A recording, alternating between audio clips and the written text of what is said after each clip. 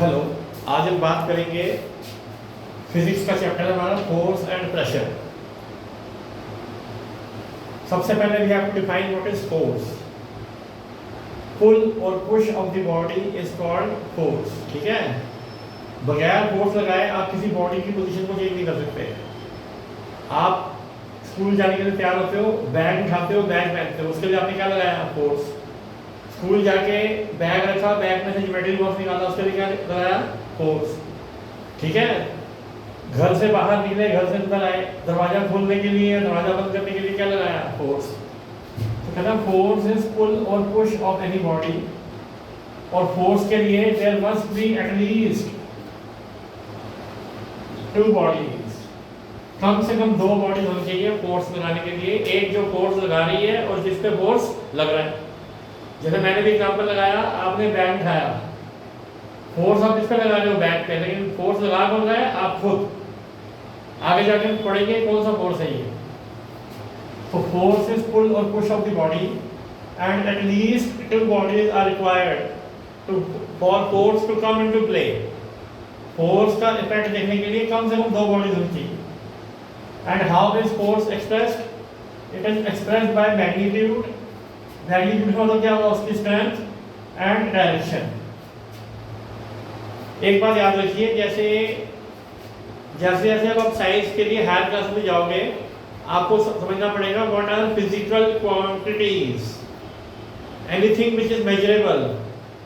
Length of the object is a physical quantity, mass of the object is a physical quantity, time is a physical quantity.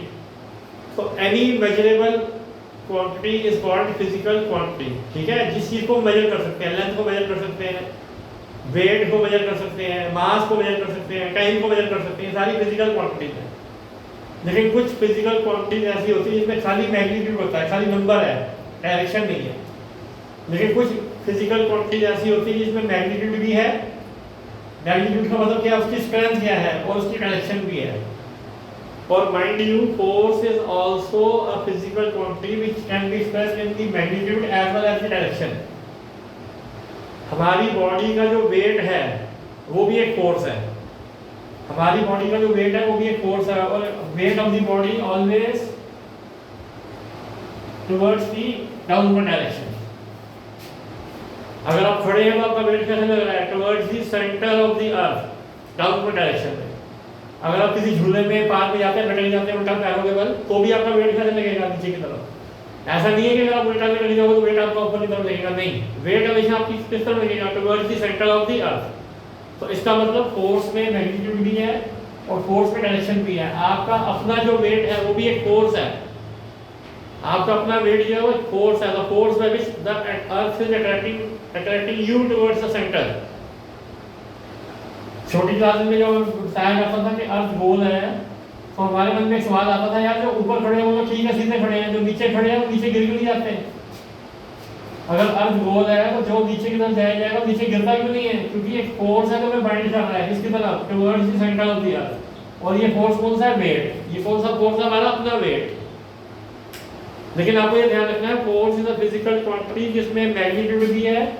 Magnitude का मतलब क्या? Strength है और direction भी है। SI unit of force. SI unit का मतलब क्या है? किसी भी फिजिकल क्वांटिटी को उसके यूनिट से रिप्रेजेंट किया जाता है। मान लीजिए अगर आप मार्केट जाते हैं तो आपके दुकानदार को क्या कहते हैं? भैया कुछ सेब दे दो, नहीं। कुछ ज्यादा सेब दे दो, नहीं। अब कहते हो 2 किलो सेब दे दो, 5 किलो सेब दे दो। तो जो किलोग्राम है ये क्या है? ये यूनिट है उस चीज का। आपने वेट ऑफ द एप्पल को यूनिट में मेजर कर दिया, किलोग्राम में। तो कहता है इसी तरीके से unit of the force is Newton. Force को एक्सप्रेस करते हैं न्यूटन में। अभी तो खैर आप जिसको कहते हो कि किलोग्राम हमारा वेट है, वो वेट नहीं है। आगे जाके हायर क्लास में पता चलेगा कि वेट इज अ फोर्स। जैसे मैं कहता हूँ जी 49 न्यूटन, तो ये जो वैल्यू है ये फोर्स को रिप्रेजेंट कर रही है, जिसका मैग्नीट्यूड क्या है? 49, और यूनिट क्या है? Newton. So force is expressed in Newton. It can be expressed in magnitude as well as direction, but उसका ऐसा यूनिट क्या है? न्यूटन है। अब हम बात करते हैं बैलेंस्ड फोर्स की और अनबैलेंस्ड फोर्स की। बैलेंस और अनबैलेंस फोर्स से पहले हम बात करेंगे what force can do. Force can move a stationary object. अभी मैंने एग्जांपल दिया था, घर से बाहर निकलने से पहले दरवाजा आपने खोला, धक्का मार के अंदर खींच के आपने डोर को मूव किया। बाइसिकल खड़ी है, आप उस पर चढ़ के उसको चलाना शुरू कर सकते हो। तो force can move a stationary object. Similarly अगर बाइसिकल आपकी तरफ आ रही है, आप पकड़ने का रहा है, आप उसको पकड़ के रोक सकते हो।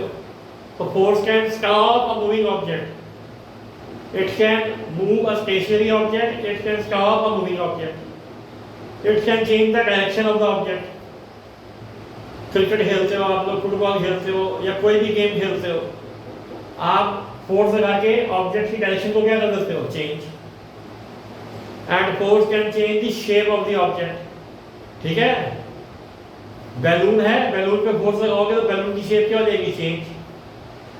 कोई बहुत छोटा सा बच्चा होता है, बड़ा प्यारा सा, उसको ऐसे बड़ी किच किच किच किच किच करते हैं, उसकी फेस की शेप क्या हो जाती है, चेंज।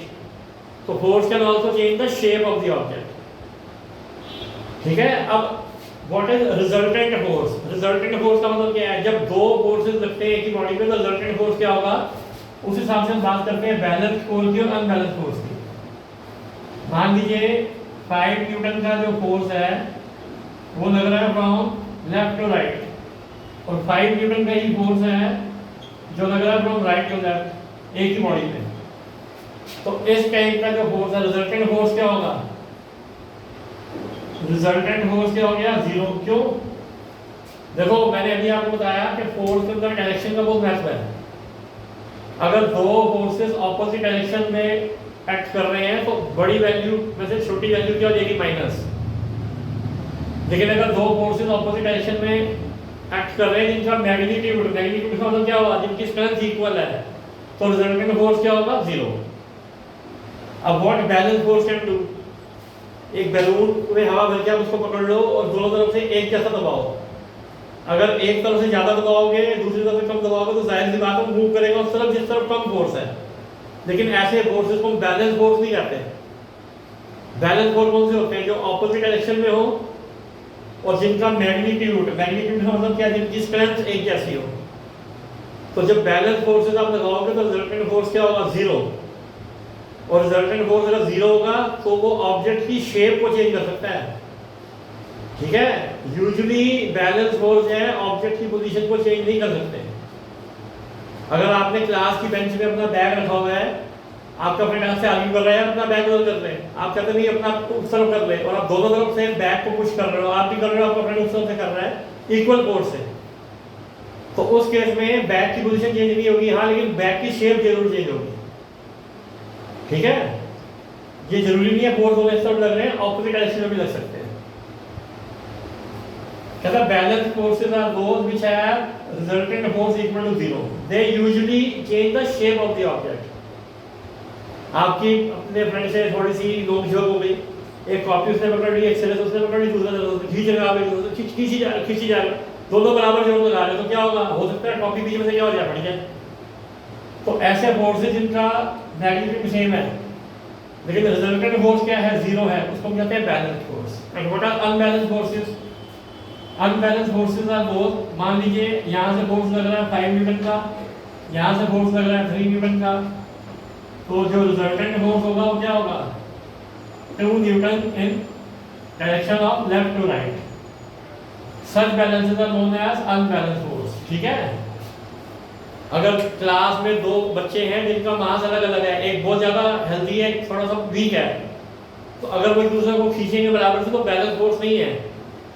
99% चांसेस क्या होते हैं, भारी वाला बच्चा तो खींच के जाएगा छोटे हल्के वाले बच्चे को अपनी तरफ, क्योंकि वो फोर्सेस बैलेंस्ड नहीं थे। टग ऑफ वॉर देखा ना, रस्सी पकड़ के 4-5 बच्चे एक तरफ हो जाते हैं, 4-5 बच्चे उस तरफ हो जाते हैं। अगर दोनों ही बराबर फोर्स लगाएंगे तो उनकी पोजीशन चेंज नहीं होगी, लेकिन हो सकता है रस्सी बीच में से क्या हो जाए, टूट जाए। लेकिन अगर एक तरफ ज्यादा बच्चे हैं, मान लीजिए 10 बच्चे हैं, एक तरफ खाली 2 बच्चे हैं, तो ज्यादा चांसेस क्या होते हैं कि 10 बच्चे वाले जो हैं 2 बच्चों को अपनी तरफ खींच लेंगे, तो वो कौन सा फोर्स हुआ, अनबैलेंस्ड। अब एक चीज आपको समझनी है कि अगर दो फोर्सेस की डायरेक्शन, देखो फोर्स एक ऐसी फिजिकल क्वांटिटी है जिसमें स्ट्रेंथ तो है ही है, साथ में डायरेक्शन भी है।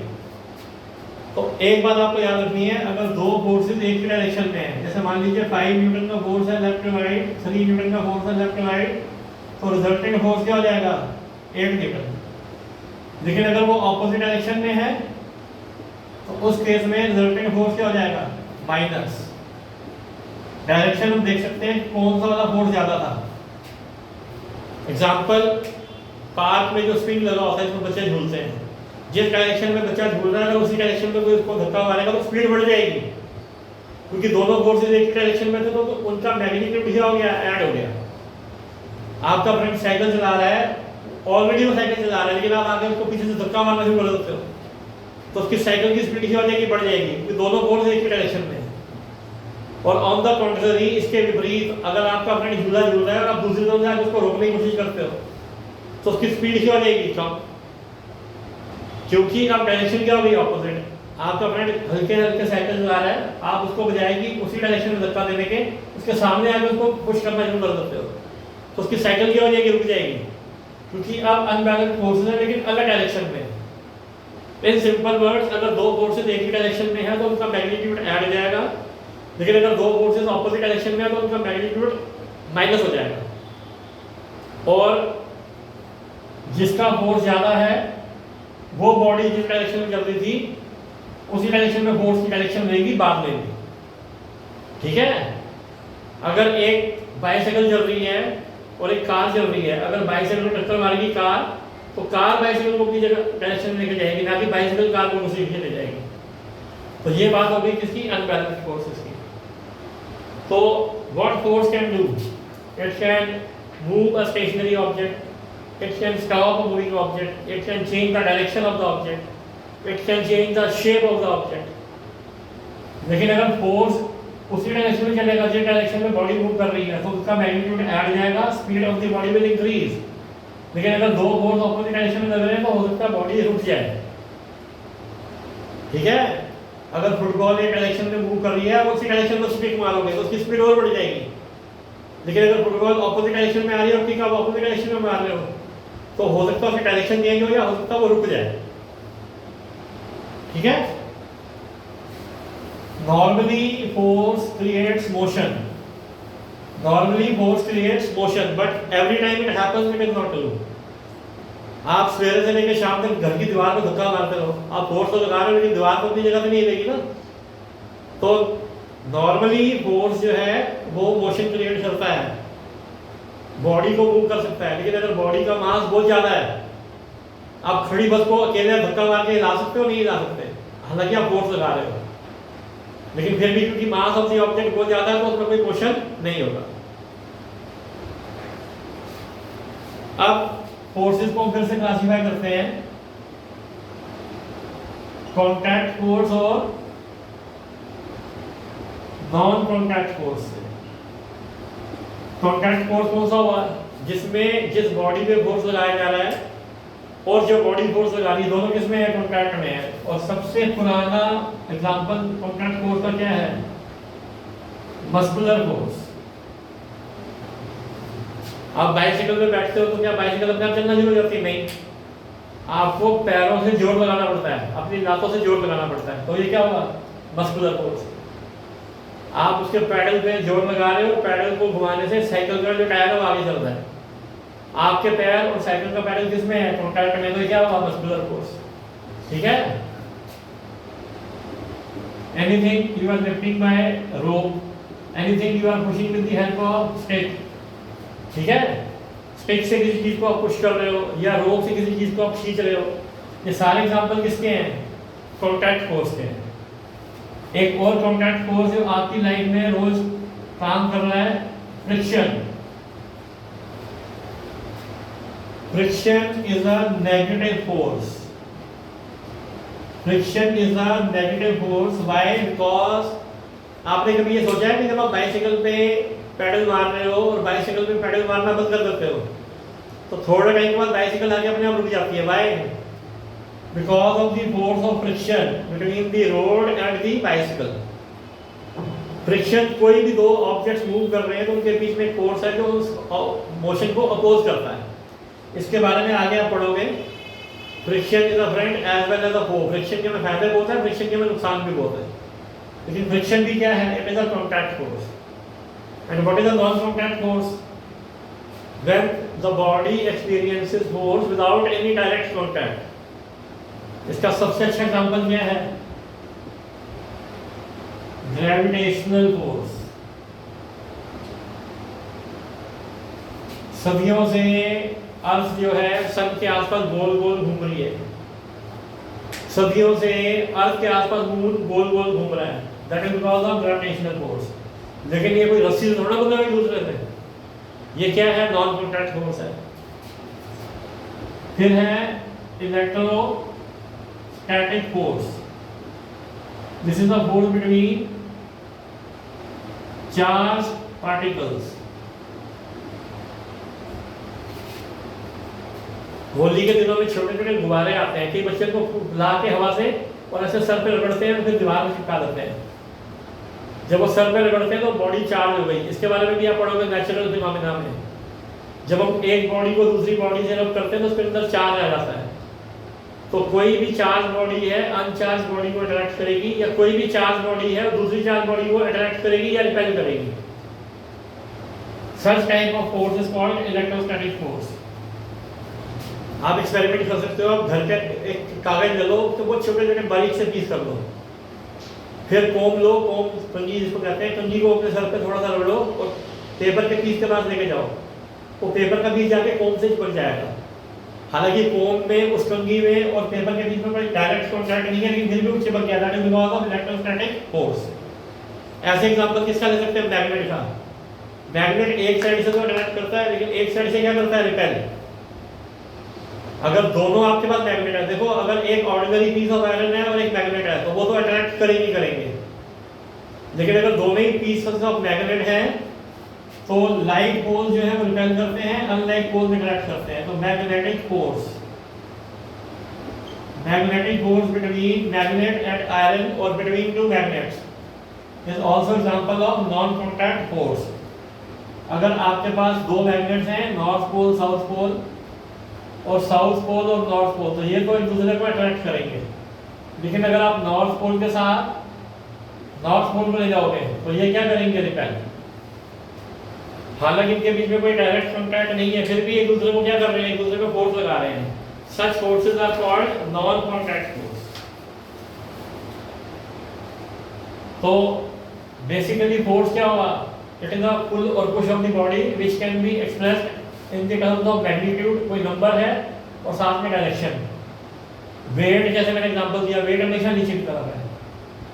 On the basis of resultant force, forces को क्लासिफाई किया गया बैलेंस फोर्स, अनबैलेंस फोर्स में। And on the basis of contact between two bodies they have been classified into contact force और नॉन कांटेक्ट फोर्स। तो ये force and pressure के दो parts हैं। पहला पार्ट है फोर्स का। दूसरी बात आपने ध्यान रखनी है कि अगर दोनों फोर्सेस एक डायरेक्शन में हैं तो उनका जो मैग्नीट्यूड है वो प्लस हो जाएगा, लेकिन दोनों फोर्सेस अगर ऑपोजिट डायरेक्शन में है तो उनका मैग्नीट्यूड ही हो जाएगा, कम हो जाएगा। प्रेशर के बारे में डिस्कस करेंगे अगली क्लास में। टिल देन आप अपनी एनसीईआरटी की बुक का फोर्स का पार्ट जो है वो पढ़ लो, ठीक है? बाय।